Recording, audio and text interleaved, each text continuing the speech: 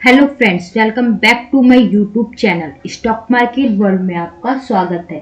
अगर आज की बात करें तो आज का हमारा वीडियो बिगनर्स के लिए है, जो लोग मार्केट में बिल्कुल नए हैं और उन्हें सपोर्ट एंड रेसिस्टेंस क्या होता है, कहाँ सपोर्ट ड्रॉ करना है, कहाँ रेसिस्टेंस ड्रॉ करना है, कहाँ बाय और सेल करना है, सही तरीके से करना नहीं आता। तो इन सभी के बारे में आज हम डिटेल में बात करें।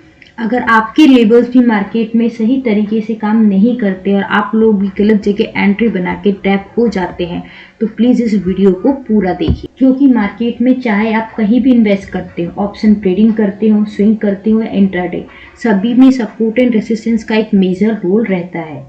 तो जैसे मैं ये वीडियो अभी रिकॉर्ड कर रही हूँ, आज सैटरडे का डे है और अगर आप इसे मंडे से भी मार्केट में इम्प्लीमेंट करेंगे तो आपको इसका असर मंडे से ही मार्केट में दिख जाएगा और आप खुद ही इजीली आइडेंटिफाई कर पाएंगे कि कहाँ लेवल्स प्लॉट करने हैं। तो चलिए फिर वीडियो को स्टार्ट करते हैं। वीडियो को स्टार्ट करने से पहले आपसे रिक्वेस्ट है कि प्लीज़ चैनल को लाइक एंड सब्सक्राइब कर दें। तो सबसे पहले बात करते हैं सपोर्ट एंड रेसिस्टेंस की।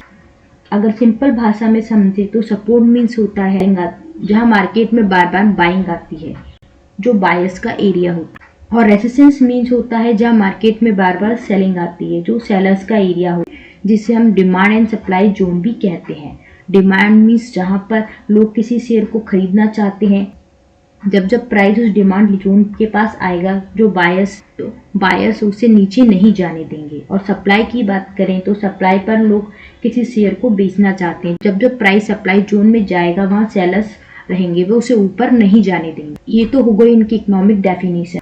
चलिए सिंपल शब्दों में इसको समझते हैं। अगर सिंपल शब्दों में देखें तो डिमांड मीन्स होता है बाइंग, मतलब डिमांड मीन्स बायर का एरिया और सप्लाई मीन्स सेलर्स का एरिया। तो चलिए अब इसको एक एग्जांपल से समझते हैं। जैसे गोल्ड की अगर प्राइस की बात करें तो हाल फिलहाल इसको प्राइस चल रहा है वो 77,000 के आसपास चल रहा है।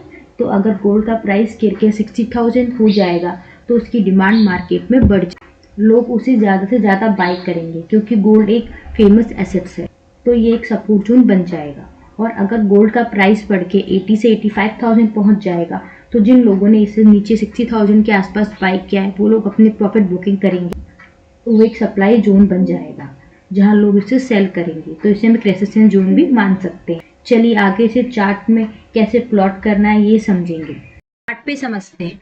सबसे पहले मैं आपको शेयर्स दिखा देती हूँ कि शेयर पे किस तरह आपको ड्रॉ करना है। ज्यादा हम देखें ये IRFC का वीकली टाइम फ्रेम का चार्ट। अगर हमें इसमें सपोर्ट रेजिस्टेंस ड्रॉ करने तो दो तरीके से हम ड्रॉ कर सकते हैं, एक तो हॉरिजॉन्टल लाइन प्लॉट करके और एक रेक्टेंगुलर जोन बना के। मैं आपको दोनों का समझा देती हूँ। अगर आप इस चार्ट को देखेंगे तो हमें बस ये देखना है कि कहाँ से बार बार प्राइस में शेयर में बाइंग देखने को मिली है, कहाँ से ग्रीन कैंडल फॉर्म हुई है। अगर आप देखेंगे तो आपको नजर आएगा ये वाली जो कैंडल 12 फरवरी की, यहाँ इस प्राइस से रिजेक्शन फेस किया और ग्रीन कैंडल फॉर्म हुई है। फिर अगर हम यहाँ देखें ये छोटी वाली कैंडल बनी है 18 मार्च की, यहाँ से फिर इसमें बाइंग आई है। और अगर हम इस वाली कैंडल को देखें तो फिर यहाँ पे अभी जो करंटली ये कैंडल यहाँ फॉर्म हुई थी 28 अक्टूबर को, यहाँ पे फिर से इसमें बाइंग देखने को मिली है। तो ये नजर आ रहा है कि जो एरिया है ये पूरा बाइंग जोन है। एक तो आप इसमें हॉरिजॉन्टल लाइन प्लॉट कर सकते हैं। जैसे हम इसमें हॉरिजॉन्टल लाइन प्लॉट करें, जैसे हमने यहाँ पे हॉरिजॉन्टल लाइन प्लॉट कर दी तो आप देखेंगे ये जो हमने सपोर्ट लेवल बनाया है वो हर जगह काम नहीं आ रहा है। प्राइस यहाँ 20 में से रिवर्स कर रहा है, कभी यहाँ से रिवर्स कर रहा है। इसलिए हॉरिजॉन्टल लाइन से अच्छा रहता है कि हमें इसमें रेक्टेंगल जोन बनाए, वो एक एक्यूरेट काम करता है। और मैं आपको एक और बात बता दूं कि कभी भी हम हॉरिजॉन्टल लाइन या कोई रेक्टेंगल जोन बनाते हैं तो ये जरूरी नहीं है कि उसकी विक ही टच करे या उसकी बॉडी ही टच करे। अगर विक और बॉडी में कुछ भी टच करता है तो वो काफी होता है वो जोन बनाने के लिए।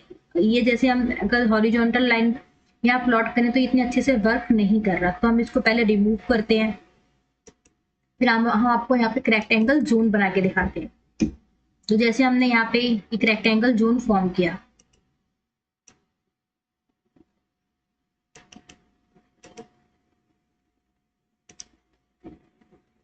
तो आप देख सकते हैं अभी एक्यूरेट सपोर्ट की तरह काम कर रहा है।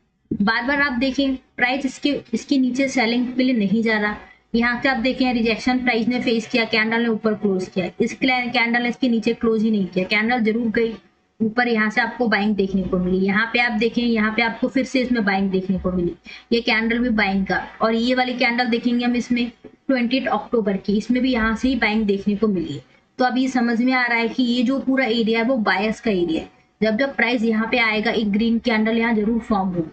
जैसे अगर हम प्रीवियस देखें तो ये दिख सकते हैं प्राइस 226 वीकली कैंडल 15 जुलाई की, इसके बाद से कंटिन्यू इसमें रेड कैंडल ही बन रही थी, कंटिन्यू रेड कैंडल बन रही, लेकिन प्राइस जब फिर इस लेवल पे आया फिर से इसमें एक ग्रीन कैंडल फॉर्म हो गई, जो आप देख सकते हैं कि सपोर्ट, इसका सपोर्ट लेवल का इसने रिस्पेक्ट किया।